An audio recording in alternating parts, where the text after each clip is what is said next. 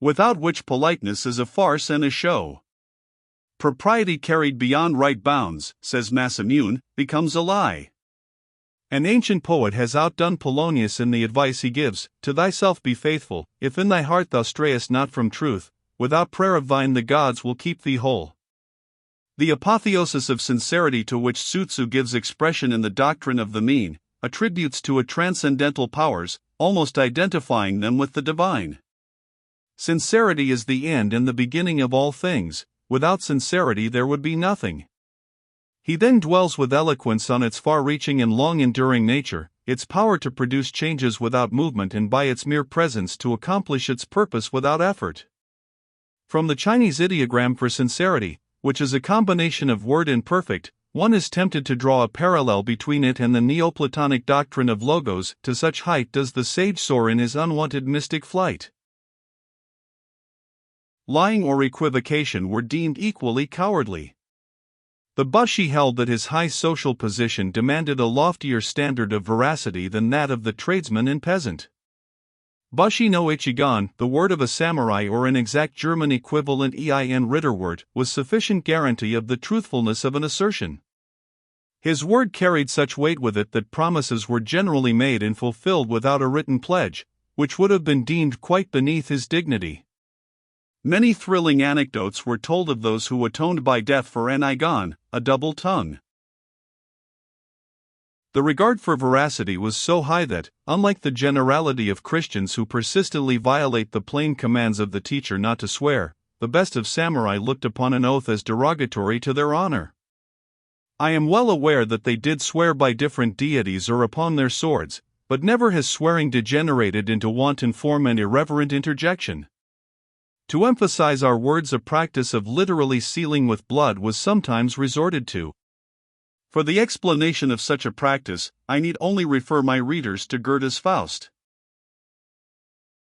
A recent American writer is responsible for this statement, that if you ask an ordinary Japanese which is better, to tell a falsehood or be impolite, he will not hesitate to answer to tell a falsehood. Dr. Piri, 14, is partly right and partly wrong, right in that an ordinary Japanese, even a samurai, may answer in the way ascribed to him, but wrong in attributing too much weight to the term he translates falsehood. This word, in Japanese uso, is employed to denote anything which is not a truth, makoto, or fact, honto. Lowell tells us that Wordsworth could not distinguish between truth and fact, and an ordinary Japanese is in this respect as good as Wordsworth.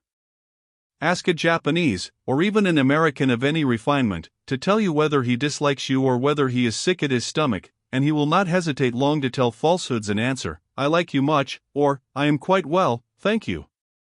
To sacrifice truth merely for the sake of politeness was regarded as an empty form, kyorei, and deception by sweet words, and was never justified. 14. Piri, The Gist of Japan, page 86. I own I am speaking now of the Bushido idea of veracity, but it may not be amiss to devote a few words to our commercial integrity, of which I have heard much complaint in foreign books and journals. A loose business morality has indeed been the worst blot on our national reputation, but before abusing it or hastily condemning the whole race for it, let us calmly study it and we shall be rewarded with consolation for the future. Of all the great occupations of life, none was farther removed from the profession of arms than commerce. The merchant was placed lowest in the category of vocations, the knight, the tiller of the soil, the mechanic, the merchant. The samurai derived his income from land and could even indulge, if he had a mind to, in amateur farming, but the counter and abacus were abhorred. We knew the wisdom of this social arrangement. Montesquieu has made it clear that the debarring of the nobility from mercantile pursuits was an admirable social policy, in that it prevented wealth from accumulating in the hands of the powerful. The separation of power and riches kept the distribution of the latter more nearly equable. Professor Dill, the author of Roman Society in the Last Century of the Western Empire, has brought afresh to our mind that one cause of the decadence of the Roman Empire was the permission given to the nobility to engage in trade, and the consequent monopoly of wealth and power by a minority of the senatorial families. Commerce, therefore, in feudal Japan did not reach that degree of development which it would have attained under freer conditions. The obloquy attached to the calling naturally brought within its pale such as cared little for social repute. Call one a thief and he will steal, put a stigma on a calling and its followers adjust their morals to it, for it is natural that the normal conscience, as Hugh Black says, rises to the demands made on it, and easily falls to the limit of the standard expected from it. It is unnecessary to add that no business, commercial or otherwise, can be transacted without a code of morals.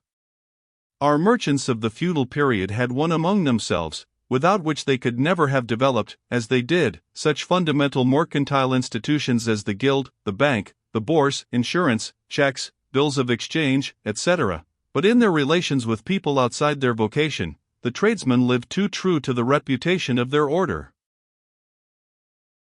This being the case, when the country was open to foreign trade, only the most adventurous and unscrupulous rushed to the ports, while the respectable business houses declined for some time the repeated requests of the authorities to establish branch houses. Was Bushido powerless to stay the current of commercial dishonor? Let us see. Those who are well acquainted with our history will remember that only a few years after our treaty ports were opened to foreign trade, feudalism was abolished, and when with it the samurai's fiefs were taken and bonds issued to them in compensation, they were given liberty to invest them in mercantile transactions. Now you may ask, why could they not bring their much boasted veracity into their new business relations and so reform the old abuses?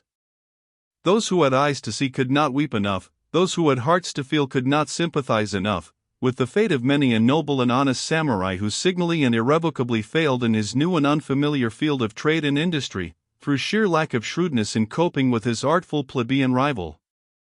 When we know that 80% of the business houses fail in so industrial a country as America, is it any wonder that scarcely one among 100 samurai who went into trade could succeed in his new vocation? It will be long before it will be recognized how many fortunes were wrecked in the attempt to apply Bushido ethics to business methods, but it was soon patent to every observing mind that the ways of wealth were not the ways of honor. In what respects, then, were they different? Of the three incentives to veracity that Lecky enumerates, viz., the industrial, the political, and the philosophical, the first was altogether lacking in Bushido.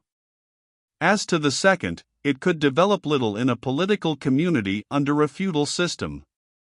It is in its philosophical, and as Lecky says, in its highest aspect, that honesty attained elevated rank in our catalogue of virtues. With all my sincere regard for the high commercial integrity of the Anglo-Saxon race, when I ask for the ultimate ground, I am told that honesty is the best policy, that it pays to be honest.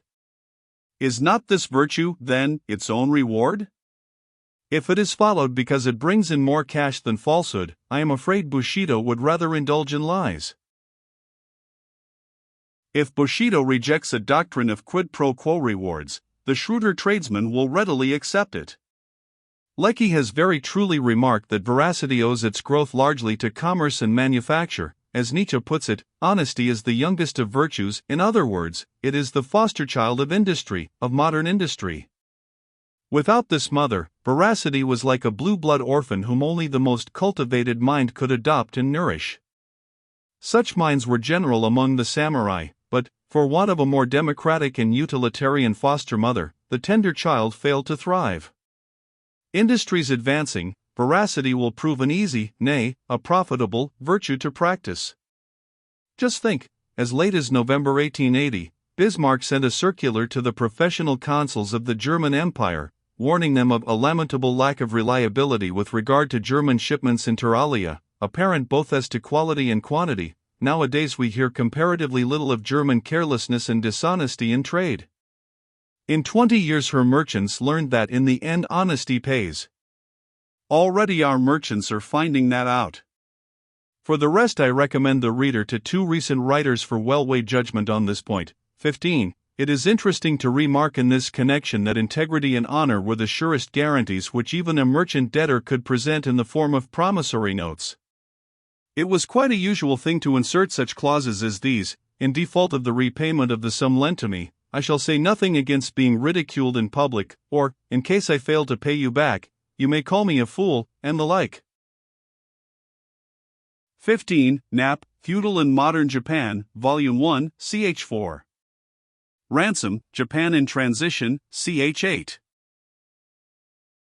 Often have I wondered whether the veracity of Bushido had any motive higher than courage. In the absence of any positive commandment against bearing false witness, lying was not condemned as sin, but simply denounced as weakness, and, as such, highly dishonorable. As a matter of fact, the idea of honesty is so intimately blended, and its Latin and its German etymology so identified with